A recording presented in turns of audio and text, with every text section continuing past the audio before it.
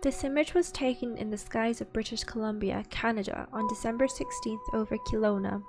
One of the many original images that were taken of what appears to be a bizarre futuristic aerial vehicle flying in the sky. The object was captured unintentionally by Teresa R., a witness that had spotted the object from very far away with a handheld device of some sort. Maybe an outdated phone? It's hard to tell. Oddly, it seems to have some similarities to an object that was located in Antarctica back in September this year.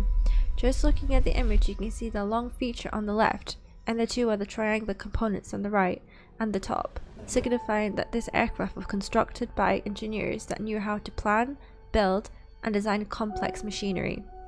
From my personal observations, the picture was taken maybe at least 200 to 400 feet away, and you can see the image becoming more and more pixely if you zoom in. It appears to have a definite structure of intellectual design, likely made of metal with a dark grey colour to it, and with a red light or glow tinge that's subtle but very visible.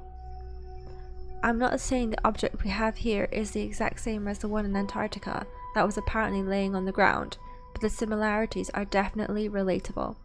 Even a side-by-side comparison kind of shows how they can be more of the same thing, just in a different form.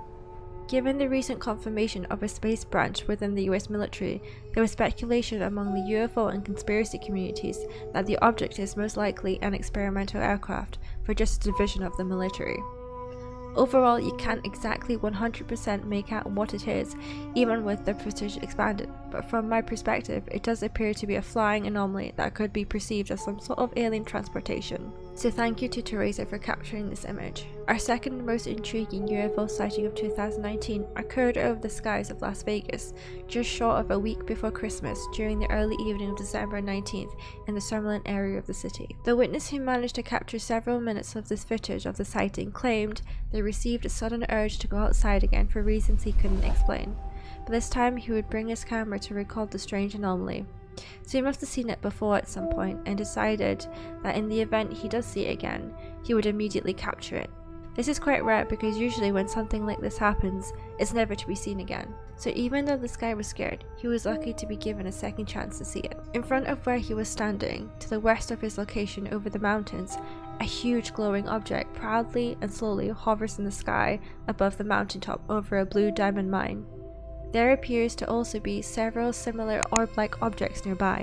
As the object moves, it appears to demonstrate several flashes of light, although this could be an indication that the exterior surface of the object is very shiny, as is in fact reflecting the lights of the ground below, which does seem more likely. The mysterious object then runs and heads towards Antenna Mountain and the town of Henderson, gaining speed and flashes a bizarre bright blue light. You can see that the object is actually two spheres if you look really closely, but from the footage there is no sound coming from the aircraft, which is quite strange, and the witness also says the same thing, he couldn't hear any noises. Then the object finally takes off into the distance, heading towards Nevada, which is also another state that has many UFO sightings and conspiracies to its name. At the end there, you can see the top part of his roof, or maybe a neighbor's, it's unclear, but from what I can tell it's heavily zoomed in. So with that in mind, the camera could have been focusing on the flashy lights instead of the object itself.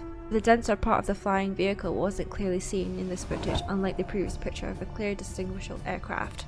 But let me know what you think. Lastly, just over a week later across the English Channel and to the south in Portugal, another piece of footage was recorded, and while the video is less than 30 seconds long, it is without a doubt one of the most intriguing anomalies of the month. The witness was speaking with their neighbour in the witness's car when they noticed a strange thin object in the sky overhead.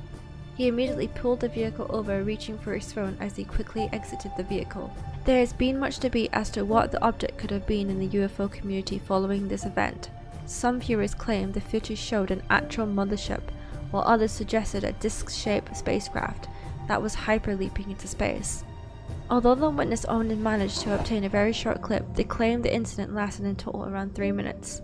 But if that was the case, then surely they would have recorded more? I don't know, what do you think? Let me know in the comments below.